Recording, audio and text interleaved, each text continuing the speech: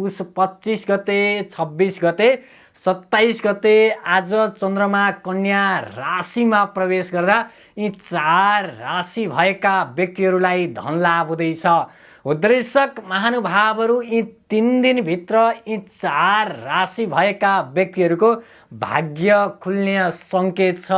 यी 4 राशि भएका व्यक्तिहरूले जुन जुन ठाउँमा हात हाल्छन् त्यसमा उन्नति, प्रगति, जित निश्चित छ। यी 4 राशि भएका व्यक्तिहरूको यी 4 राशि भएका व्यक्तिहरू जीवनबाट हारे, काम कारोबारबाट हारे, व्यापार व्यवसायबाट हारे, जब जागिरबाट हारे, आफन्त इष्टमित्रबाट हारे, घर परिवारबाट हारे, अन्तिममा देश विदेशबाट पनि हारे भन्दै जिन्दगीलाई धिक्कारिरहनु भएको छ भने धैर्य हुनुहोस्। अब तपाईको जीवनमै पहिलो पटक चौतर्फी जित हुने निश्चित छ।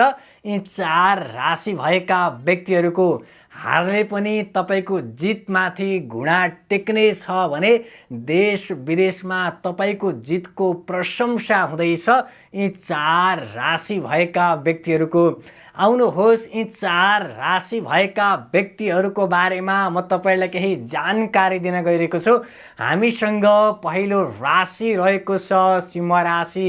सिंह राशि भएका व्यक्तिहरूलाई 2082 साल पुष 25 गते, 26 गते र 27 गते आज चन्द्रमा कन्या राशिमा प्रवेश गर्दा सिंह राशि भएका व्यक्तिहरूलाई धन लाभ हुँदैछ।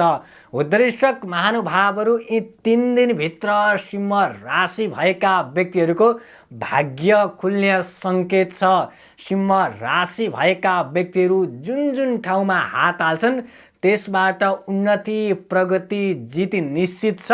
सिंह राशि भएका व्यक्तिहरूको सिंह राशि भएका व्यक्तिहरू जीवनबाट हारे, काम कारोबारबाट हारे, व्यापार व्यवसायबाट हारे, जब जागिरबाट हारे, जीवनबाट हारे, आफन्त इष्टमित्रबाट हारे, घर परिवारबाट हारे, अन्तिममा देश विदेशबाट हारे भन्दै जीवनलाई धिक्कारिरहनु भएको छ भने धैर्य हुनुहोस्। जीवनमै पहिलो पटक चौतर्फी जित हुने पक्का छ भने हारले पनि तपाईको जितमाथि घुँडा टेक्नेछ।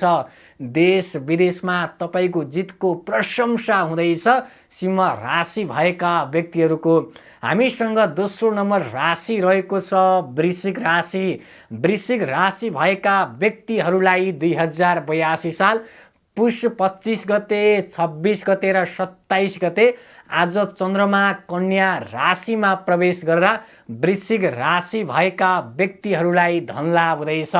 उद्देशक महानुभावहरू यी 3 दिनभित्र वृश्चिक राशि भएका व्यक्तिहरूको भाग्य खुल्ने सङ्केत छ। वृश्चिक राशि भएका व्यक्तिहरूले जुन जुन ठाउँमा हात हाल्छन् त्यसबाट उन्नति, प्रगति, जित निश्चित छ। वृश्चिक राशि भएका व्यक्तिहरूको वृश्चिक राशि भएका व्यक्तिहरूले जीवनबाट हारे, काम कारोबारबाट हारे, व्यापार व्यवसायबाट हारे, जब जागिरबाट हारे, आफन्त इष्टमित्रबाट हारे, घर परिवारबाट हारे, अन्तिममा देश विदेशबाट पनि हारे भन्दै जिन्दगीलाई धिक्कारिरहनु भएको छ भने धैर्य हुनुहोस्। अब तपाईको जीवनमै पहिलो पटक चौतर्फी जित हुने पक्का छ भने हारले पनि तपाईको जितमाथि घुँडा टेक्नेछ। देश विदेशमा तपाईको जितको प्रशंसा हुँदैछ। वृश्चिक राशि भएका व्यक्तिहरूको हामीसँग तेस्रो नम्बर राशि रहेको छ धनु राशि। धनु राशि भएका व्यक्तिहरूलाई 2082 साल पुष 25 गते, 26 गते र 27 गते आज चन्द्रमा कन्या राशिमा प्रवेश गर्दा धनु राशि भएका व्यक्तिहरूलाई धन लाभ हुँदैछ। उद्देशक महानुभावहरू यो 3 दिनभित्र धनु राशि भएका व्यक्तिहरूको भाग्य खुल्ने सङ्केत छ। धनु राशि भएका व्यक्तिहरूले जुन जुन ठाउँमा हात हाल्छन् त्यसबाट उन्नति, प्रगति, जित निश्चित छ।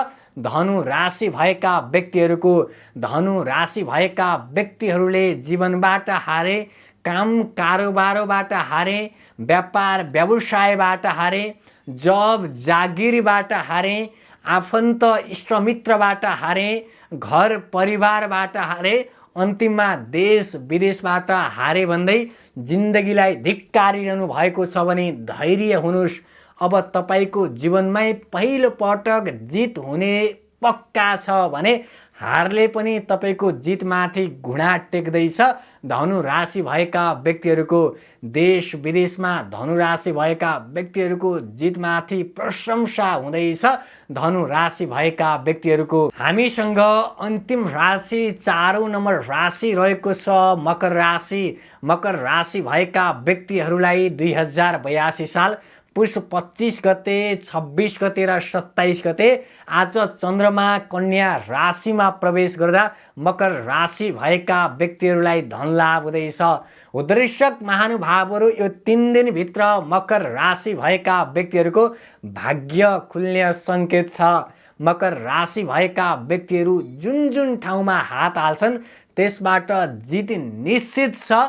मकर राशि भएका व्यक्तिहरूको, मकर राशि भएका व्यक्तिहरूले जीवनबाट हारे, काम कारोबारबाट हारे, व्यापार व्यवसायबाट हारे, जब जागिरबाट हारे, आफन्त इष्टमित्रबाट हारे, घर परिवारबाट हारे, अन्तिममा देश विदेशबाट हारे भन्दै जिन्दगीलाई धिक्कारिरहनु भएको छ भने धैर्य हुनुहोस्।